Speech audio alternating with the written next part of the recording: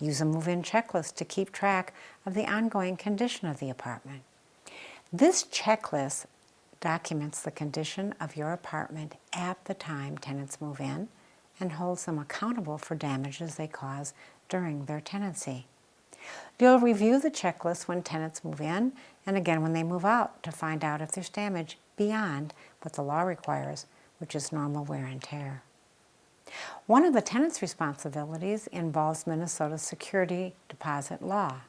The purpose of the security deposit is to protect landlords when the tenant violates the lease agreement. Here are the basic rules about Minnesota's security deposits. Generally, a landlord charges an amount equal to 1 month's rent.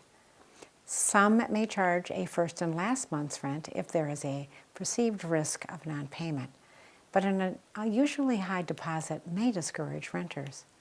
Security deposits do not have to be stored in an interest-bearing account, but interest is set by the legislature and must be paid at the time it's returned. It is raised and lowered occasionally. Currently, that is 1% for the period it is held, but be sure to check on the amount owed for a long-term tenant, as rates may have changed while they live there. Before accepting the tenant's security deposit, the landlord must notify the tenant of any outstanding building or health code violations that threaten the health or safety of the tenant. The landlord must provide the tenant with a receipt for the security deposit that is paid in cash.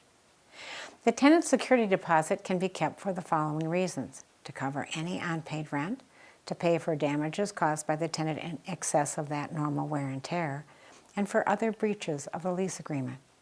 Upon vacate, the resident is entitled to receive the refund or a thorough explanation of why it is being held within 21 days of the day they vacate the premises, return keys, and give a forwarding address, which may not be the last day of their lease. If the landlord fails to comply with this time frame, they could be countersued for security deposit.